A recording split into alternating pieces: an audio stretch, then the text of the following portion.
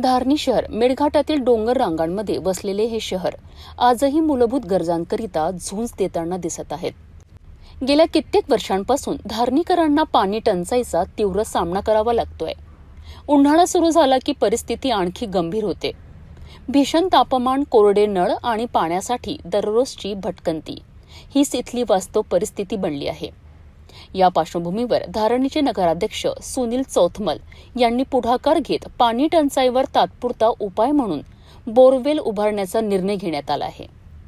नगराध्यक्षांसह नगरसेवक प्रतीक मालवीय, पंकज मोरे, सोनू धनेवार, भिलावेकर, दुर्गा बिसन बद्दरे आणि अमीन शेख यांच्या उपस्थितीत विधिवत पूजा करून बोरवेल कामाची सुरुवात करण्यात आली. या निर्णयामुळे काही प्रमाणात नागरिकांमध्ये दिलासा निर्माण झाला असून नागरिकांनी नगराध्यक्षांचे आभारही व्यक्त केले आहे. सध्या शहरात 5 बोरवेल उभारण्याची प्रक्रिया सुरू आहे. मात्र या सगळ्या घडामोडींमध्ये एक मोठा प्रश्न पुन्हा ऐरणीवर आला आहे. तो म्हणजे हर घर जल योजना.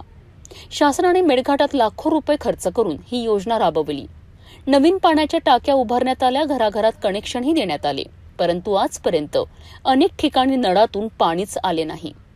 यामुळे नागरिकांमध्ये संतापाची लाट उसळताना दिसत आहे. लाखो रुपयांचा खर्च करूनही योजना अपयशी ठरल्याचा आरोप होत आहे. विशेष म्हणजे याबाबत अनेक लोकप्रतिनिधींनी मौन बाळगून असल्याची चर्चा आहे.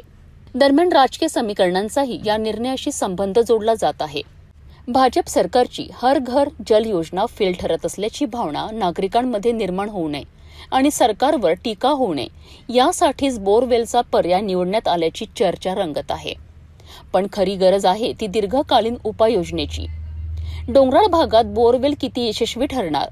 5 बोरवेलनी संपूर्ण धारणी शहराची पाणी समस्या सुटणार का? हे प्रश्न अद्याप अनुत्तरितच आहे.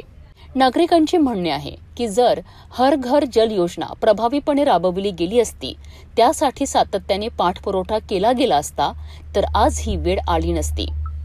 तात्पुरत्या उपायांनी प्रश्न सुटत नाही.